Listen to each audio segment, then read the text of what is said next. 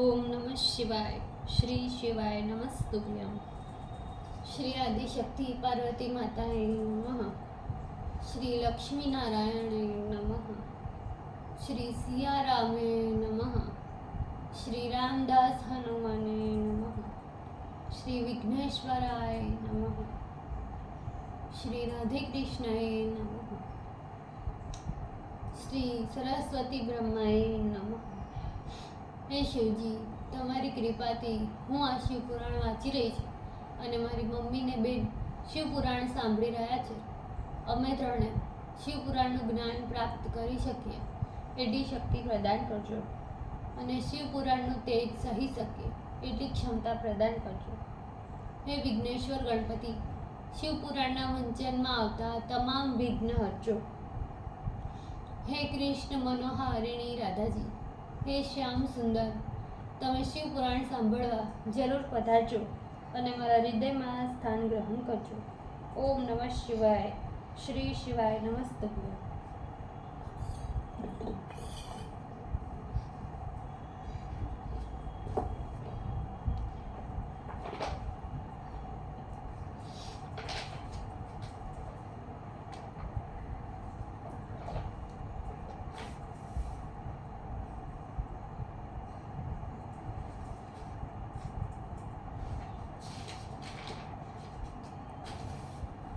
द्वादश अध्याय, page number 1040.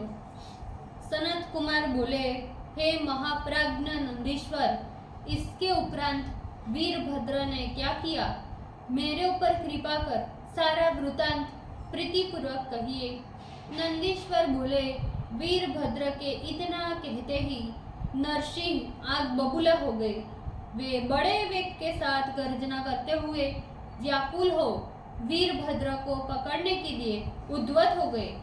इसी बीच महाघोर प्रत्यक्ष भय के कारण अत्यंत दूरदर्श आकाश पर्यंत व्याप्त शिव के तेज से उत्पन्न हुआ कभी न दिखाई देने वाला वीरभद्र का अद्भुत रूप प्रकट हुआ, जो न तो हिरण्यमय था न सौम्य था. वह तेज न तो सूर्य से न तो अग्नि से उत्पन्न हुआ था, न बिजली के समान और न चंद्रमा के समान था. वह सर्वथा अपने में उपमा रहित, अलौकिक और अद्भुत था. उस तेज के प्रकट होते ही सबका तेज उन शंकर में लीन हो गया और वह आकाश को भेदन करता हुआ महतत्व से लेकर व्यक्त सृष्टि पर्यंत फैल गया. अत्यंत विकृत आकार वह तेज रुद्र का साधारण चिन्ह था. जय जय आदि मंगलाचरण करते हुए उन देवताओं के देखते देखते परमेश्वर स्वयं संहार रूप से प्रकट हो गए.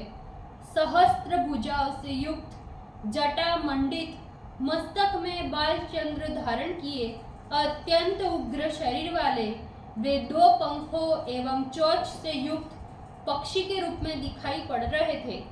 उनके दांत अत्यंत विशाल तथा तीक्ष्ण थे. नख वज्रतुल्य कठोर एवं कंठ में कलिमा थी. 4 विशाल भुजाएं और 4 चरणों से युक्त वे अग्नि के समान तेजस्वी थे. वे युगांतकालीन मेघ के समान गंभीर गर्जना कर रहे थे और महाकोप से घूरते हुए नेत्रों द्वारा कृत्य अग्नि के समान जान पड़ते थे. उनके दांत एवं अधरोष्ठ क्रोध से स्फुरित हो रहे थे. इस प्रकार का उग्र स्वरूप धारण किए हुंकार करते हुए विकट रूपधारी शंकर नरसिंह जी के आगे प्रकट हो गए. उस रूप को देखते ही शत्रुओं के छक्के छूट जाते थे. उनका समस्त बल विक्रम वही समाप्त हो जाता था, जिस प्रकार सूर्य के सामने जुगनू नष्ट हो जाते हैं. इसके बाद उन्होंने दोनों पंखों से घुमाते हुए नरसिंह के नाभि और चरणों को विदीर्ण कर दिया. अपनी पूंछ से उनके दोनों चरणों को तथा बाहुओं से उनकी भुजाओं को बांध लिया. फिर नरसिंह का हृदय विदीर्ण करते हुए उन्हें पकड़ लिया। तदंतर देवताओं एवं महर्षियों के साथ उन्हें पकड़कर आकाश में ले गए। जिस प्रकार गरुड़ सांप को कभी ऊपर फेंकता है, कभी नीचे पटकता है, कभी उसे लेकर उड़ जाता है, तो कभी उसी प्रकार उन्होंने नरसिंह को अपने पक्षों से मारकर आहत कर दिया। फिर वे अत्यंत अनंत ईश्वर उन नरसिंह को लेकर वृषभ पर सवार हो गए। यह देख ब्रह्मादि देवों मुनीश्वरों ने शिव को आदरपूर्वक प्रणाम किया और नमः शब्द से उनकी स्तुति करने लगे। इधर दीन मुख नरसिंह भी अपने को परवश तथा शिव के द्वारा ले जाते देख उन सर्वेश्वर की मनोहर अक्षरों से दीनतापूर्वक स्तुति करने लगे।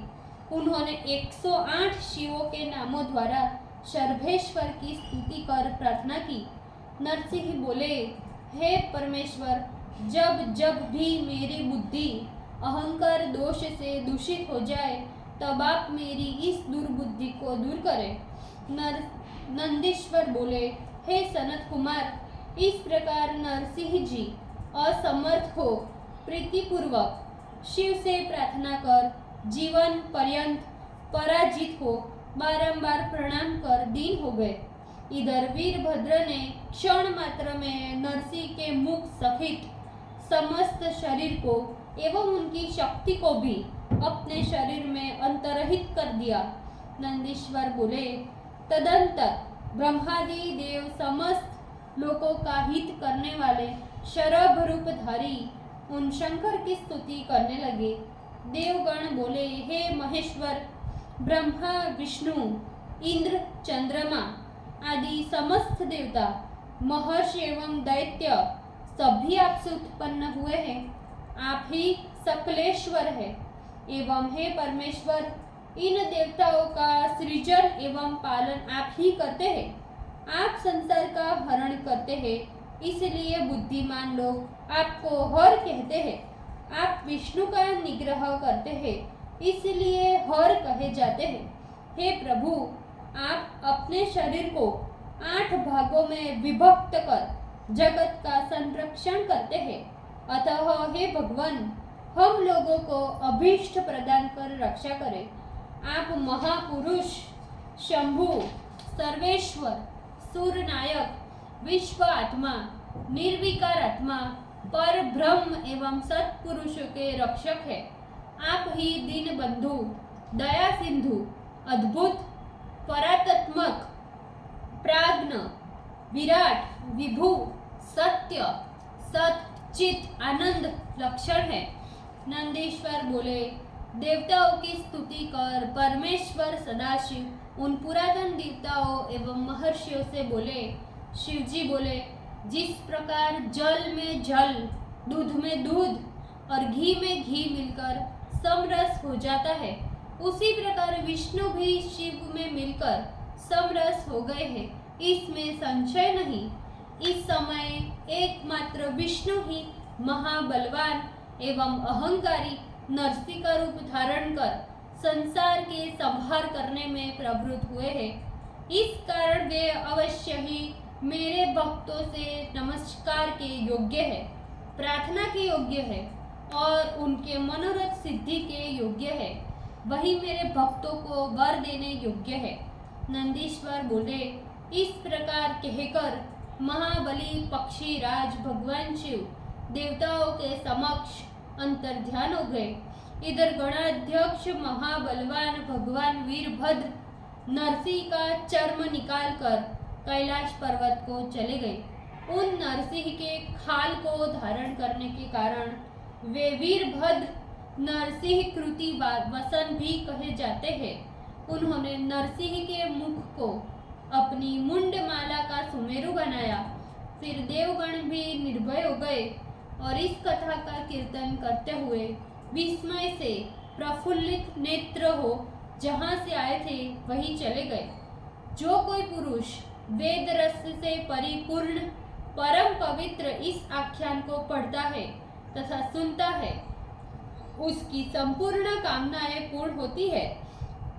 यह आख्यान धन, तथा यश प्रदान करता है, आरोग्य तथा पुष्टि का वर्धक है। इसके पढ़ने एवं सुनने से विघ्नों की शांति हो जाती है एवं सर्व व्याधियों विनष्ट हो जाती है। यह सब प्रकार के दुखों को दूर करने वाला, मनोरथ सिद्ध करने वाला, कल्याणकारी, अकाल मृत्यु का हरण करने वाला, बुद्धि वर्धक तथा शत्रुओं का नाशक है। पिनाकधारी शिव का यह शरभ रूप पर रूप है। इसे शिव के चर भक्तों में प्रकाशित करते रहना चाहिए। कल्याण आत्माओं को इसे पढ़ना एवं सुनना चाहिए। यह नवों प्रकार की भक्ति देने वाला एवं अंतःकरण तथा बुद्धि का प्रवर्धन करने वाला शिव का महात्म्य है। शिव के सभी प्रकार के उत्सव काल में चतुर्दशी, अष्टमी को एवं शिव के प्रतिष्ठा काल में इस आख्यान को पढ़ने तथा सुनने से शिव का सानिध्य प्राप्त होता है। चोर, बाघ, मनुष्य, सिंह, आत्मकृत, राजभय एवं अन्य प्रकार के उत्पात, भूकंप, डाकू आदि से भय उपस्थित होने पर एवं दिशाओं से धूलि वर्षा काल में उल्कापात, महावात, अवृष्टि और अतिवृष्टि में जो कोई शिव भक्त विद्वान दृढ़ व्रत में तत्पर हो निष्काम भाव से इस शिव चरित्र को पढ़ता अथवा सुनता है, वह रुद्रलोक प्राप्त कर रुद्र का अनुचर बनता है। इस प्रकार रुद्रलोक को प्राप्त कर रुद्र के साथ सदा आनंद करता है। हे मुने, पुनः शिव की कृपा से वह शिव सायुज्य को प्राप्त करता है। इसी प्रकार शिव दत्ती भाषा टीका सहित शिव महापुराण के अंतर्गत तृतीय शतरुद्र संहिता में शरभ अवतार का वर्णन नामक 12वां अध्याय समाप्त। ओम नमः शिवाय। श्री शिवाय नमस्तुभ्यं। પૂજ્ય માફ કરજો શ્રી કૃપા રાખજો। આજના શિવપુરાણના વંચનનું પુણ્ય મને પ્રદાન કરજો। ઓમ નમઃ શિવાય। શ્રી શિવાય નમસ્તે।